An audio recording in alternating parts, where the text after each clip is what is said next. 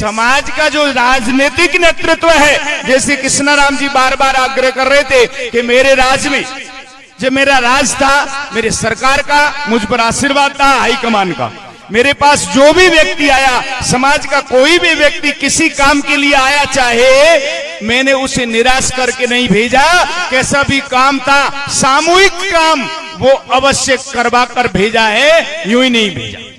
लेकिन भाई अब पूर्व लगा दिया, हम क्या करें? अब पूर्व लगाने वाले भी आप हैं और वर्तमान लगाने वाले भी आप हैं। समाज में समाज के लोगों का विरोध मत करो। अगर विरोध है तो ये कोई अमेरिका में थोड़ी रहते हैं, इनके आसपास 8+ सुरक्षा थोड़ी है? अरे भाई वहां जाओ इनकी झोपड़ी पर और हाथ पकड़ कर कहो, एमएलए साहब हमें आपसे शिकायत ये है, इसका समाधान कर दीजिए बस। लेकिन सोशल मीडिया पे, सार्वजनिक मंचों पर जहां मर्जी आए, खास करके नवयुवानों से मेरा आग्रह है कि समाज के राजनीतिक नेतृत्व हो चाहे आध्यात्मिक नेतृत्व हो, सोशल मीडिया पर उनका विरोध नहीं करें।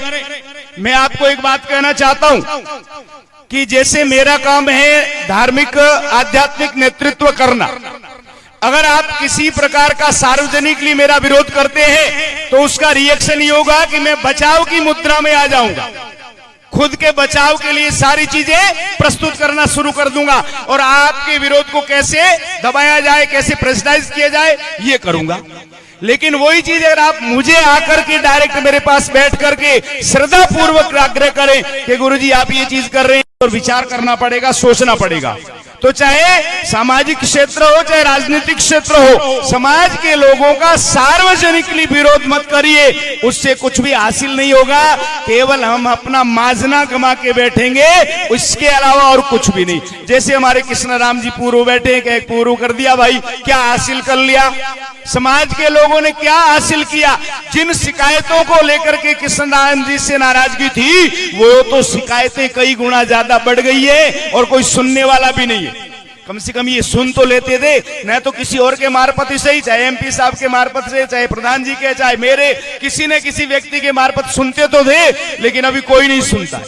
तो एक तो नवयुवानों से ये भी मेरा निवेदन है कि समाज के जो नेतृत्व करता है उनका सार्वजनिक विरोध नहीं करे, समाज का विरोध है उसको अपनी सभाओं में बैठ करके, अपने घर में बैठ करके करे और वहां उसका निवारण करे, ताकि हम राजनीतिक रूप से मजबूत रह सके।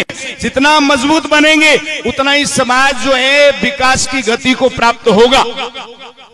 हमारे बैठे विधायक महोदय के प्रतिनिधि के रूप में युधिष्ठिर जी, हमारे पबाराम जी हर संभव हर तरह से जितना उनसे होता है अधिकतम काम करवाते हैं, जो भी उनके पास जाता है। लेकिन प्राय लोग उनके बारे में उनकी शिकायत, स्वार्थ के लिए बहुत बड़ा सार्वजनिक स्वार्थ कभी मत गमाओ।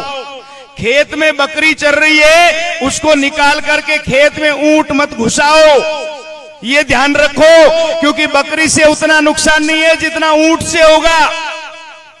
बकरी तो 2-4 मुंह मार के आगे निकल जाएगी, ऊंट तो चरेगा, फिर लोट भी लगाएगा, हैं, बहुत सी चीजें करेगा। इसलिए भाई अपने निजी किसी स्वार्थ के लिए समाज के सार्वजनिक हितों को नष्ट करने वाले प्रयत्न या प्रयास मत करो। इसके लिए भी आप लोगों को सावधान रहना जरूरी है। जैसे एमपी साहब कह रहे थे ना, ऊंट को भी जब कहते हैं ना चेत चेत, तो खड्डे में नहीं गिरता है, पैर रगड़ के नीचे उतर के सुरक्षित निकल जाता है। तो आप लोग भी थोड़ा विचार करो, थोड़ा समझो, थोड़ा सोचो।